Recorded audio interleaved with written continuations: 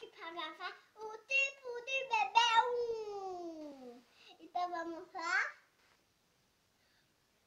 E um tipo é aquele que não quer acordar. E nunca quer acordar quando quer ir, quando tem que ir pra creche. Acho que eu vou tirar uma sonequinha. No outro dia.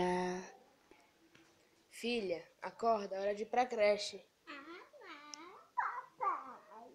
Filha, acorda, hora de ir pra creche. Filha, tá na hora. Ontem você foi dormir 6 horas. Como você consegue dormir tanto? Agora tipo bebê 2.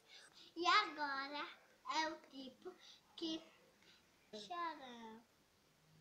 E agora é o tipo que é o bebê chorão. Filha, hora de acordar.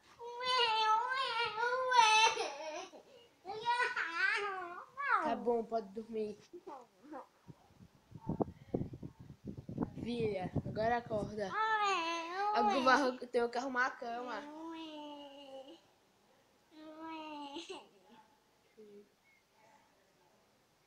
E agora é o bebê feliz. Ele tá feliz com tudo. O terceiro. E também. Filha, acorda, hora de ir pra escola. Tô super feliz. Bom dia, papai. Hoje tô super feliz. Mas hoje na escola é o dia da fruta. Você só vai poder levar lanche e fruta. Tá bom, papai. Eu não gosto de fruta, mas eu tô super feliz hoje. Ah, viu? Então vamos. Filha, acorda pra trocar a fralda. Não, Por quê? Mas a fralda tá suja. não. Tá, filha, acorda pra trocar. Pra Quero trocar. fralda agora. Não, você trocou a fralda ontem de noite.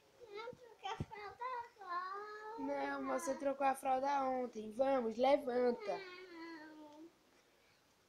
Então, esse foi o tipo de bebê. E compartilhe e se inscreva no meu canal.